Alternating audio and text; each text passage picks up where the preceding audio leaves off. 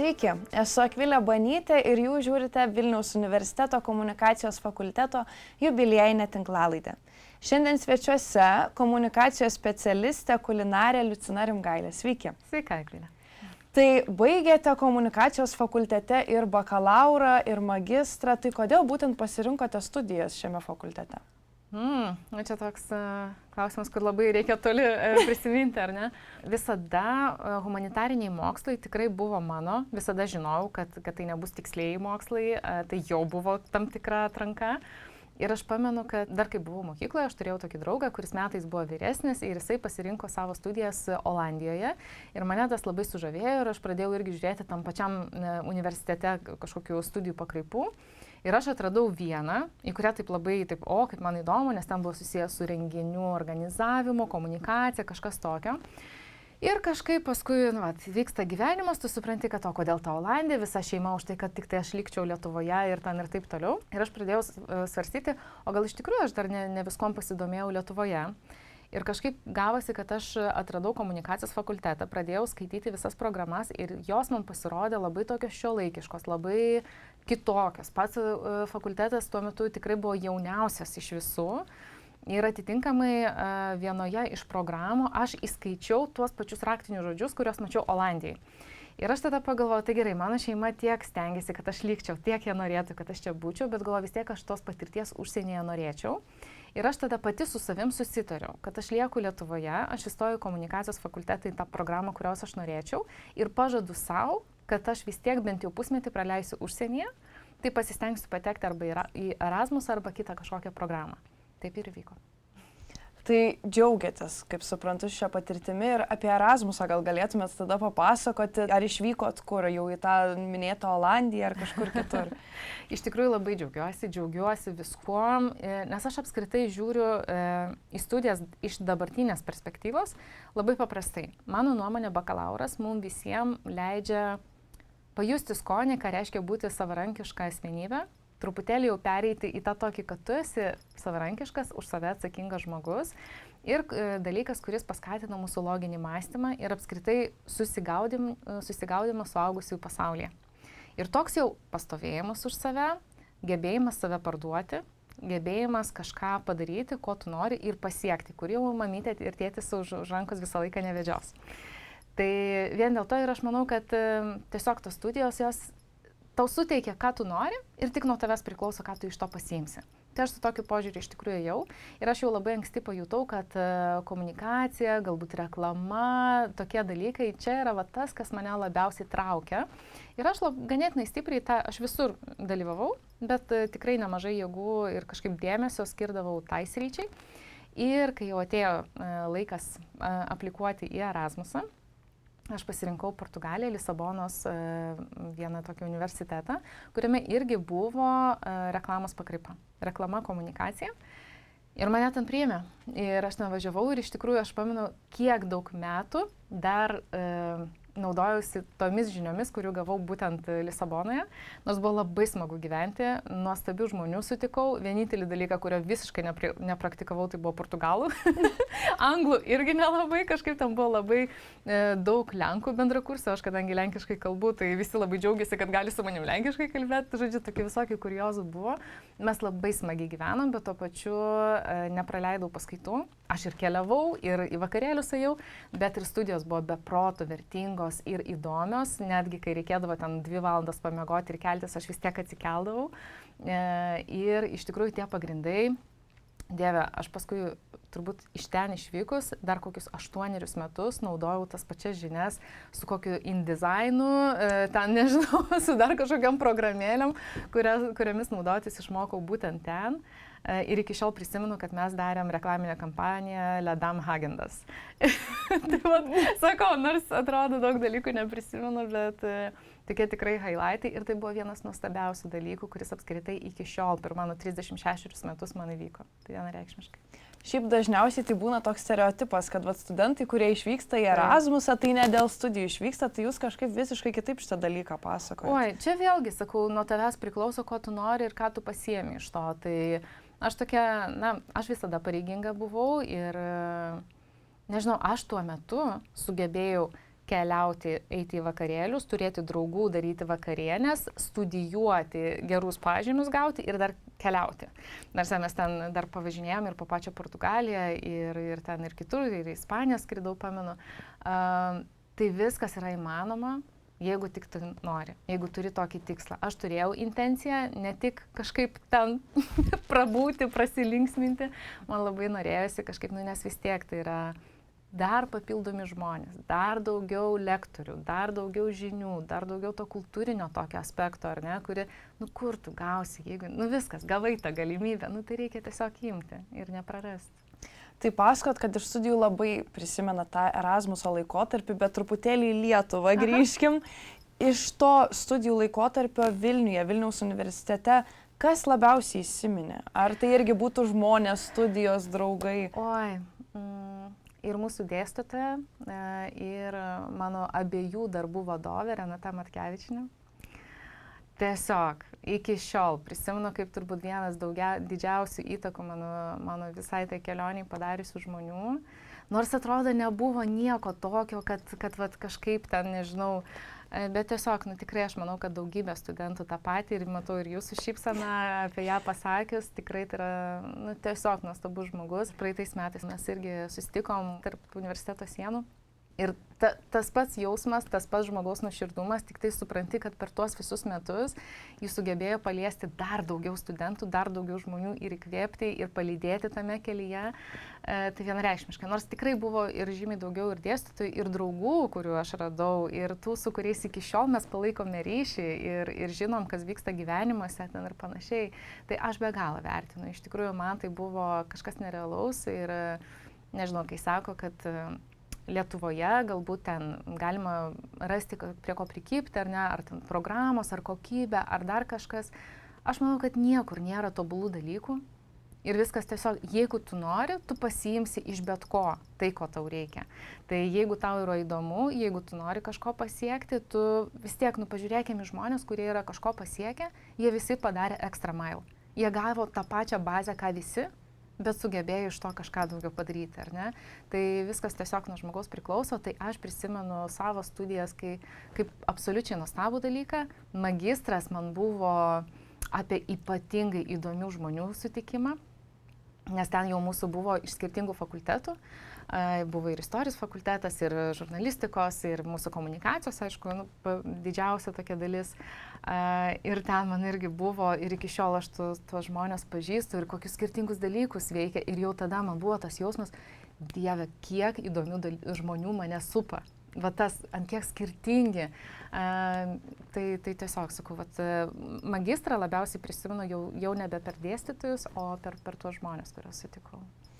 O, pavyzdžiui, per studijas labai iš geros pusės atsimenat, bet gal buvo kažkokių kertinių momentų ar bakalauro studijų metu, ar magistro, kad mokotės ir nesuprantat, kam to reikia, bet tada atėjot į tą profesinį kelią ir supratot, gal ir visai buvo reikalinga. Oi, tai vienareikšmiškai, aš manau, kad visą laiką, bet čia gal labiau aš sakyčiau apie aukštąją matematiką, kurios mes turėjome pirmame kurse ir tikrai nuoširdžiai sėdžiu, kad jūs rimtai. Aš įstojau į humanitarinius mokslus tam, kad mokyčiaus aukštosios matematikos ir nesuprasčiau, kas čia prie ko ir apie ką.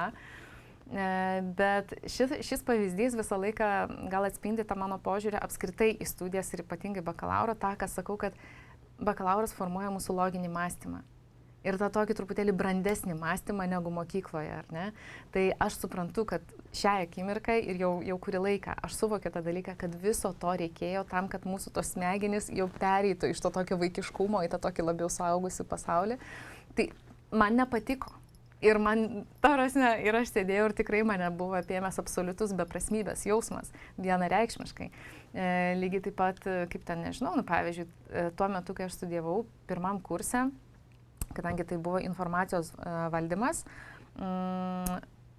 pamenu, kad buvo apie Lean sistemą ir tai buvo kažkas tokio super naujo, super tokio futuristinio, kad iš japonų perimta ir dar tik tai kažkas tokio prisilietimo.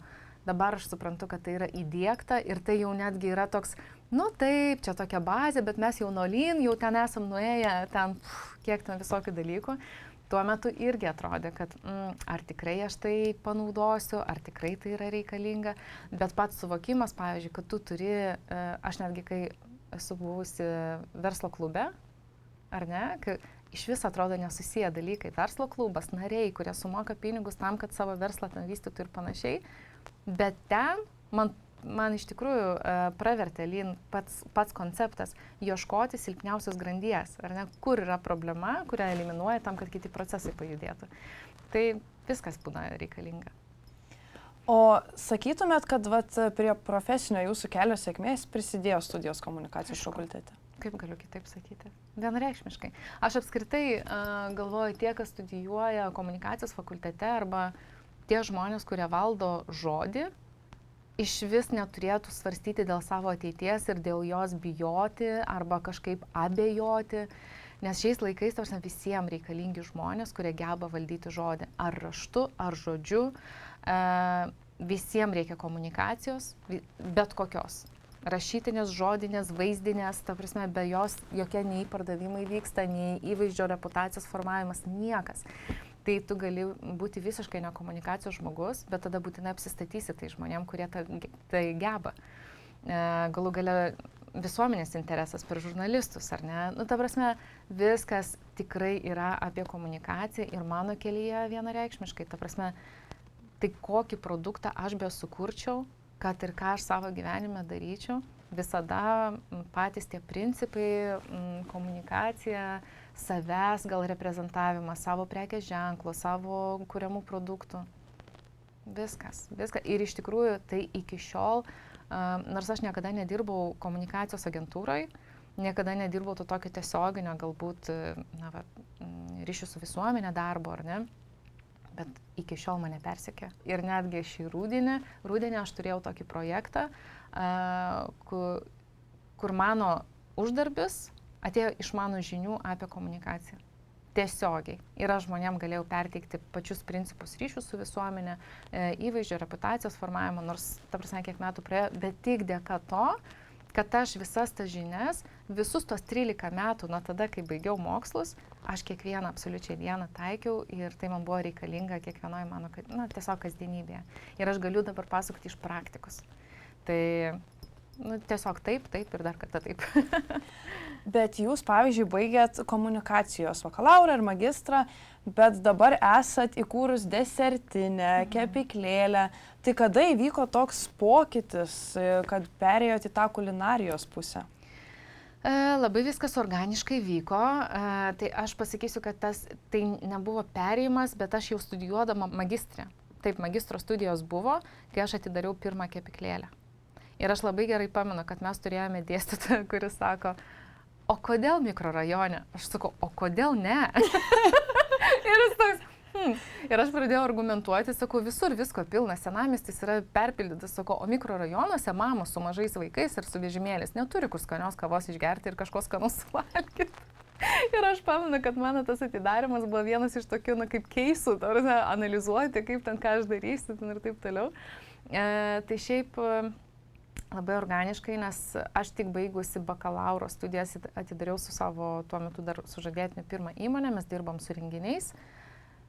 Labai tiesiog tam, kad ilsėčiausi, pradėjau kepti ir gaminti desertus, nes tiesiog aš tada ir magistras buvo ir taip toliau, labai daug turėjau dirbti prie kompiuterio ir atitinkamai, kad pailsėčiau, pradėjau tą dalyką daryti, o kiekvienam renginiai reikalingi desertai. Ir viskas tiesiog persipinė, tai šiai dienai aš jau, desertiniai nebedirbu, tiesioginio tokio nesu tame versle, bet tikrai ten irgi vienareikšmiškai komunikacijos reikėjo, tam, kad pasiekčiau rezultatų, tam, kad būtų visi atidarimai, kad vyktų veikla, labai labai stipriai prisidėjo komunikacijos ir žinios, ir visas praktinis taikymas. O gal galėtumėt pavyzdžių pateikti, kaip tada ta komunikacija prisidėjo? Vienareikšmiškai pats prekės ženklas Liupati desertinės, jisai buvo labai stipriai ant mano vardo pastatytas. Tikrai, nes aš nuo pat pradžių tikrai siejau jį su savo vardu, kad aš esu įkūrėja ir aš nebijojau pasakoti, kad tai yra mano istorija, ar ne, kad tai yra mano kelionė desertų keliu. Ir aš visą laiką, dabar tai yra labai populiaru, ten per socialinius tinklus rodyti užkulisius, ar ne? Anksčiau to niekas nedarė. Aš nuo pat pirmos akimirkos rodydavau, kaip aš keliuosi 4 ryto, kaip aš važiuoju, kaip aš ten darau tam tikrus dalykus, ar ne? Visada turėjau santykius su žiniasklaida, visada, tarkim, jeigu reikėdavo, netgi nežinau, vat, jau po kurio laiko, kai vis tiek jau daugiau visko buvo nuveikta, netgi tokiais klausimais, pavyzdžiui, pakyla sviesto kaina, ar ne? Pas mane atvažiuoja iš žinių ir, tarkim, reikia interviu duoti apie tai, kodėl pakyla ir kokią tai įtaką turi tiesiogiai verslam, ar ne? Pavyzdžiui, kepyklom ir taip toliau. Šokolado kaina pakilo, elektros kaina pakilo, covidas, dar kažkas, ar ne? Tas pats, nežinau, santykio palaikymas, kad, pavyzdžiui, žiniasklaidai reikia tam tikrom progom receptų, ar ne? Arba ten kažko. Vėlgi, tai yra mūsų toks graži tokia bendrystė, ar ne, tokia draugystė, atitinkamai, kai aš padarau kažkokį ar atidarimą, ar, nežinau, gimtadienis, arba dar kažkokią ypatingą progą, aš jau turiu galimybę pakviesti tą patį žmogų, su kuriuo irgi bendravau kitų klausimų, galbūt jam būtų įdomu atvykti ir pamatyti ir užfiksuoti mūsų tą šventę, ar ne, ir kažkokią žinutę perteikti. Tai tokie netgi elementarūs dalykai, kurie tikrai didina prekės ženklo matomumą ir žinomumą tokiu būdu. Tai, sakau, kiekvienas kelias turi savo pliusų minusų. Prie tokio būdo, kokį aš pasirinkau, irgi galima rasti minusų, ar ne, kodėl geriau nedaryti taip, kaip aš dariau, bet kita vertus yra labai didelių privalumų. Kitas dalykas, kad vėlgi, jeigu aš pati komunikuoju, aš galiu pristatyti, ar ne, aš galiu, galima sakyti, laiduoti, ar ne, už tą produktą, kurį kuriu. Tai suteikia patikimumo tam produktui, nes aš tikrai nesislepiu, ar ne, aš pati pasakoju, kaip padaryta, iš ko padaryta, aš argumentuoju, aš galiu pasakoti savo istoriją, nes kažkada išgirdau labai gerą mintį, mes tiesiog priėjom tų laikų, kai netgi tie, kurie nemėgsta komunikuoti, vieną dieną supras, kad jiem teks tą dalyką daryti, nes jeigu tu pats nepapasakosi, atsiras, kas papasakos už tave. Ir nebūtinai tiesa. Ir nebūtinai tą versiją, kuri tau bus palanki. Tai geriau užbėgti už akių, papasakoti, kaip iš tikrųjų yra ir neleisti tiesiog, nepalikti pernelyg daug vietos interpretacijų. Nes ten jau žmonės sugalvos ir ko reikia, ir ko nereikia. O visas tas kelias nuo studijų iki kulinarijos, ar viską kartotumėt, ar norėtumėt kažką pakeisti? Viską kartočiau. Absoliučiai viską kartočiau ir su didžiuliu malonumu. Aišku, dabar jau atrodo, Dieve, kaip aš tai apskritai išgyvenau, kiek aš jau dabar tiesiog nebeturėčiau turbūt nei tiek jėgų, nei ten energijos. Dabar jau tiesiog tas etapas, kai norisi labiau taip ir ramiau, ir kažkaip nuosaikiau galbūt, bet kiekvienas gyvenimo etapas turi tą savo kažkokią, ar ne? Galų galia aš dabar mažo vaiko mama ir man dabar yra svarbiau, kad man liktų jėgų su juo pažaisti ten vakare ir kažką paveikti, negu ten kalnus nuversti kažkokius ir ten visur prilakstyti. Bet vienareikšmiškai, kaip Jobsas kažkada pasakė, ar ne, kai tu gyveni ir tu matai tiesiog išbarstytus tokius taškelius, ar ne, ir tik po kurio laiko tu gali pamatyti, kaip tie taškai susijungia į vieną liniją. Tai aš irgi tikiu tuo, kad kiekvienas tas taškas, jisai kažką reiškia ir jisai turi būti mūsų gyvenimuose. Ir ypatingai, pavyzdžiui, sunkes kažkokias akimirkas, kad ir, pavyzdžiui, tos pačios studijos ar ne, kažkas, kas ypatingai sunkiai einasi, ką sunkiau yra suprasti, arba kur, pavyzdžiui, ne mano tema, vis tiek aš suprantu, kad ir to reikia, tam, kad susidėliotų tas bendras paveikslas, ta bendra dėlionė, kur, pavyzdžiui, jeigu to nežinočiau, tai tada negalėčiau kažko kito padaryti. Arba jeigu kažkur klaidos nepadaryčiau, tai tada jau kitą kartą nežinočiau, kaip tą padaryti. Ir neatsidurčiau ten, kur turėjau atsidurti. Su ta pačia Portugalija. Ta prasme, sakau, viskas, taip paskui retrospektyviai, kai pasižiūri, viskas tiesiog įvyksta taip, kaip turi įvykti. Ir ačiū Dievui. Ir tikrai ne viskas buvo rožėm klota. Aš sakau, kartais, kai pagalvoju, nesuprantu, kaip fiziškai aš visą tai padariau, bet padariau ir buvo nerealu ir tikrai džiaugiuosi. Tai jeigu kartotumėt, tai aš tikrai drįsčiau spėti, kad ir Vilniaus universitetas jūsų širdį turi kažkokią turbūt vietą, kur prisimenat. Tai ar tikrai Vilniaus universitetas yra ta vieta, kur norėtumėt irgi grįžti ir irgi prisimenat? Be abejo. Vilniaus universitetas, aišku, universitetas kaip toks, sienos, jos gali būti kitos. Faktas, kad patį universitetą kūrė jame esantys žmonės. ir jie keičiasi. Ir aš nežinau, kaip jaučiasi tie, kurie dabar studijuoja, ar ne. Bet vėlgi, aš esu linkusi manyti, kad jeigu tau kažkas nepatinka, tu turi būti to pokyčio pradžia. Keisti tai, kas galbūt tau nepatinka. Ir viskas visada yra mūsų rankose. Tai tiesiog žiūrėti, kad, nežinau, Vilniaus universitetas yra kažkas, kas absoliučiai neliečiama, nekintama ir taip toliau. Tai irgi yra ta vieta, kur yra ir šiuolaikiška, aišku, su savo tradicijom, kas yra be galo vertinga. Dėl to tai ir yra Vilniaus universitetas, dėl to tai yra prestižas čia būti, čia studijuoti ir gauti šį aukštą išsilavinimą. Kita vertus, mes matom, kaip iš tikrųjų universitetas prisitaiko prie šių laikų, ar ne, irgi juda žingsnis į žingsnį su pasauliu, ruošia studentus, tai, nuostabu. Nežinau, tai, kad mūsų šalyje yra tokia įstaiga, kad mes turime galimybę joje studijuoti, kartais dar ir nemokamai, dar ir su stipendijom ten ir taip toliau. Aš manau, kad tai yra mūsų privilegija. O kokias tradicijas jūs atsimenat? Žinot, aš labiau turbūt turiu omenyje pačią organizaciją ir gal centrinius rūmus. Va tą visą, nežinau, tą jausmą, tą aurą, kai vis dėlto dėl vienos arba kitos priežasties studentai yra sukviečiami. Man apskritai tas jausmas, kai tu, pavyzdžiui, mane irgi pakvietė į kažkokį renginį, kuris buvo organizuojamas esamiems studentam humanitarinių pakraipų, ar ne. Ir tai, kad aš galėjau atvažiuoti į tos centrinius rūmus, prasieiti tais koridoriais ir ten patekti į kažkokią auditoriją, pamatyti tuos senovinius baldus ir ten viską, ir pajusti tą kvapą ir viskas, aš nežinau, man tai čia kažkas tokio. ir kad mes tai galim patirti ir man apskritai atrodo, mes su vyru labai neretai pakalbam apie tai, kad viskas, kas super šiuolaikiška, dvasios neturi.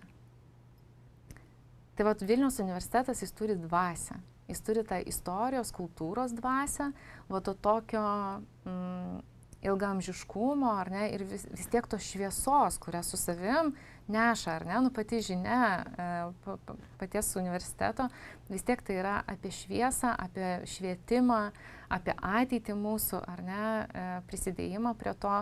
Tai tik branginti, tik puoselėti ir tik saugoti, kad gink Dieve niekas su juo nenutiktų. O Saulėtekį gal irgi kokie komunikacijos fakulteto renginiai vykdo? Labai gerai prisimenu, kad mūsų magistro laida buvo ta, prie kurios buvo atgaivintos PR lapės. O kas tai yra? Gal galėtumėt papasakoti? PR lapės yra toks metinis renginys, kai buvo apdovanojamos organizacijos dėl tam tikrų iniciatyvų. Tai pavyzdžiui, jau tada, man atrodo, mes ir tvarumo turėjome apdovanojimą ir geriausia, man atrodo, ten kampanija, kažkas tokio. Dabar tai jau visai kitam lygmenį ten yra daroma, bet mano žiniomis dar visai neseniai PR lapės irgi buvo organizuojamos.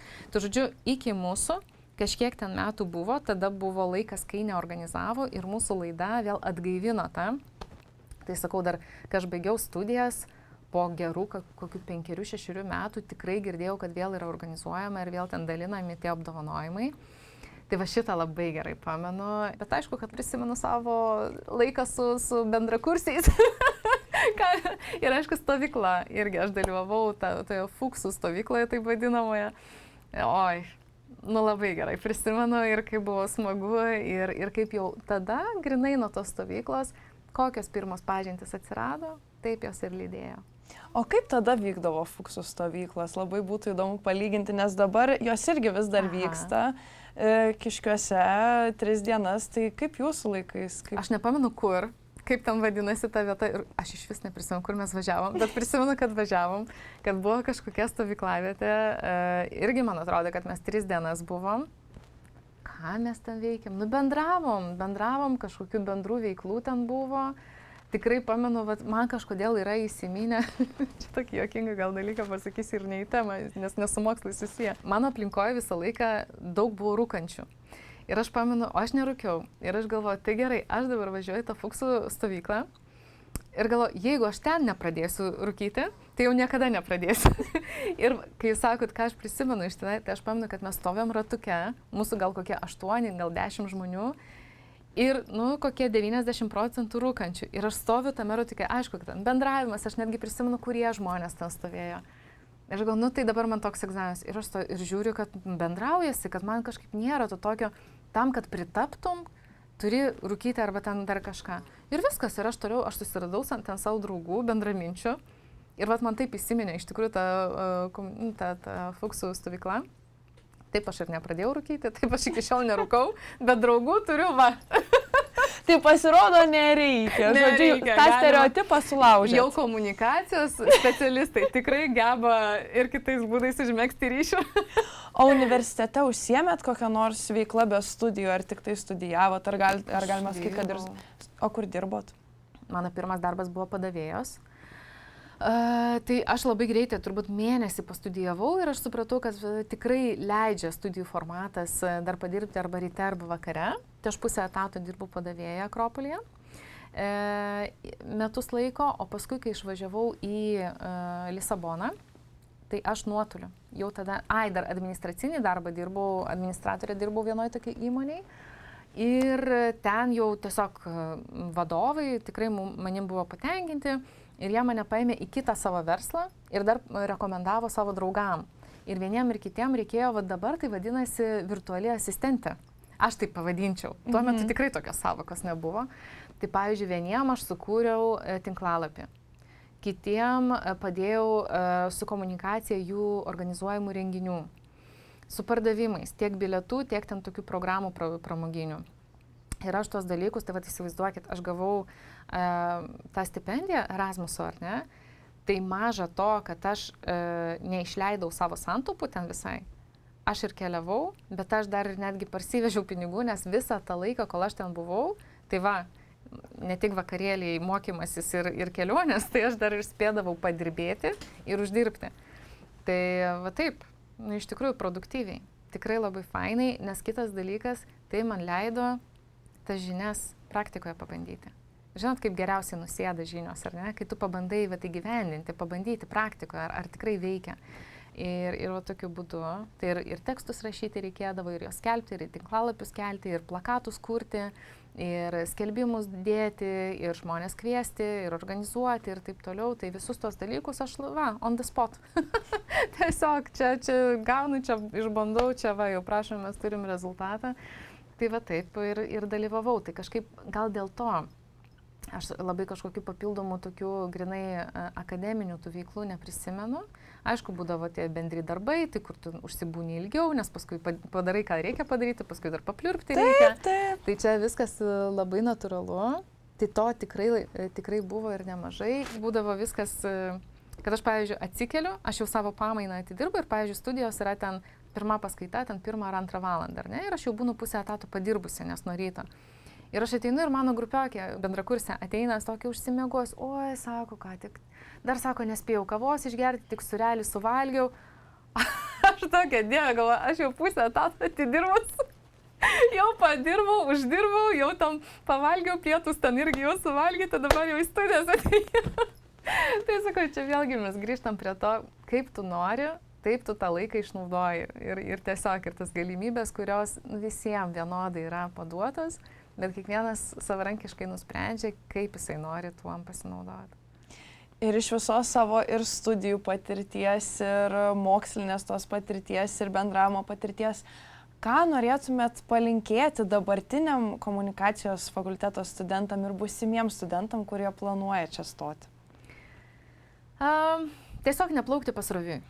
Labai linkiu neplaukti pasroviui, nes man atrodo pasiekia daugiausiai tie, kurie nebijo, kurie jeigu mato, jeigu turi viziją, tai jos laikosi, jeigu nori, jeigu mato, kad būtinas kažkoks pokytis, tai įdeda pastangų, kad jį įvestų ir įgyvendintų.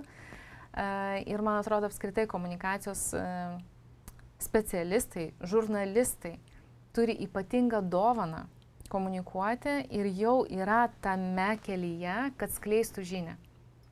Tai nepamesti, matyti visą laiką savo darbe prasmę ir tinkamai panaudoti įrankius, kurios turi.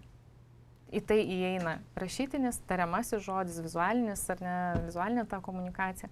Tiesiog prasmingai tą panaudoti ir nepamesti. Ir visą laiką patiem kurti tą pačią prasmę. Ačiū Jums labai už pokalbį.